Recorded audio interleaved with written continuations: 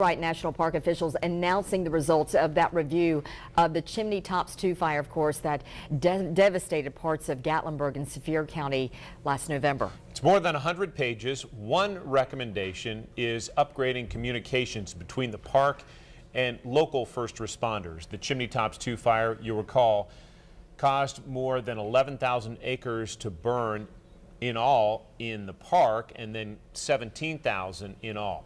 Merging with other wildfires, it also caused 14 deaths in that area, damaged some 2,500 buildings or destroyed them, and it was upwards of millions of dollars as far as the cost of the fire. Let's go now to 10 News anchor Brandon Bates in the Great Smoky Mountains. And Brandon, officials are taking responsibility and they're upgrading technology to be in better contact during emergencies. Yeah, good afternoon, Robin and John. That was something great to hear here in the Great Smoky Mountains National Park. We heard from several different people, Smoky Mountain officials, National Park officials, as well as Ryan Zinke, who is the Secretary of Interior, the government, and he said a lot of things today via teleconference. He started by saying nobody expected what happened, something that was echoed throughout the entire conference. He said the decision not to attack the fire in the rough terrain, the areas where firefighters could not get to, he said that was a good decision. Also said communication is a very important part of this, and that only made the situation worse, the lack of communication. And today, if you look around this community, you will see dead or dying timber, trees.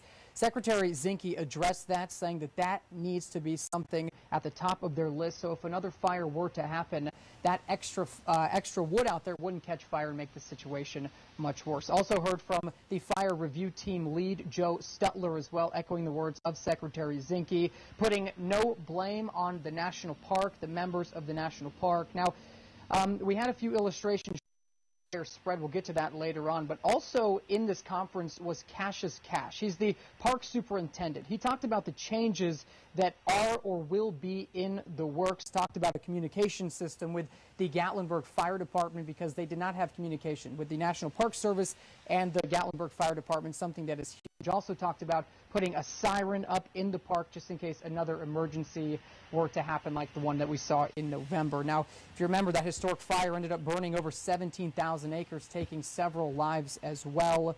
Coming up at 5 and 6, we're going to hear more from the National Park about what they plan to change and really what they took away from this review. But for now, guys, we'll send things back to you. Brandon, we'll check in with you then. Thank you. Live for us today in the Great Smoky Mountains, U.S. Senator Lamar Alexander issued a statement about the report saying, in part, the bottom line is the Great Smoky Mountains National Park was not prepared for something this unprecedented. And he goes on to say, going forward, we will have to be prepared for fire we've never seen before in this part of the country. Well, tonight at 5 and 6, we're going to look at the fire program management officials discussed and how authorities can be better prepared for natural disasters.